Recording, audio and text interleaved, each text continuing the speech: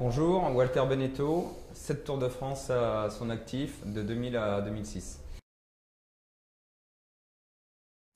Lorsque j'ai participé à mon premier Tour de France en 2000, ça a été fort en émotion et de le terminer.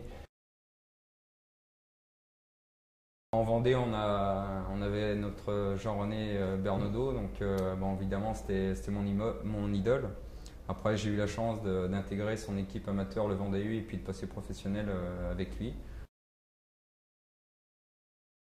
Le départ en Vendée, étant poste spécialiste du contre-la-montre, j'avais réussi à décrocher entre guillemets premier français quoi, du contre-la-montre. Et le lendemain, l'arrivée de l'étape était aux Essarts où je suis né.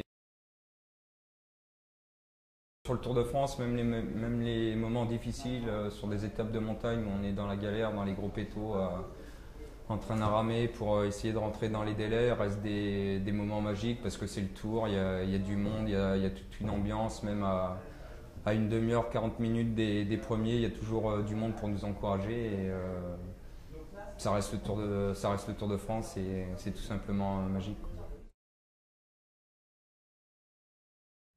Bah, je pense que la première étape sera intéressante avec l'arrivée à Plumelec, en haut que je ne dise pas de bêtises, la côte de Cadoudal. Je la connais très très bien parce que je l'ai fait plusieurs fois sur le circuit du Morbihan et notamment un championnat de France où Didier Roux s'était imposé. Donc ça sera une arrivée.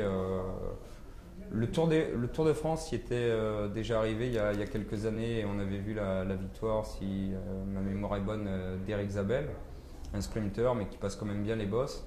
Mais là on devrait avoir quand même une arrivée assez échelonnée avec des punchers, des garçons comme Valverde, Federigo.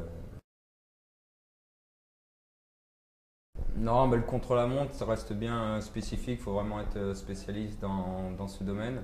C'est un contre-la-montre qui est pas très long, qui fait que 30 km avec un relief quasiment plat. Donc je pense que ça sera vraiment pour le pur rouleur et il n'y aura pas de gros écarts encore entre les favoris pour le classement général.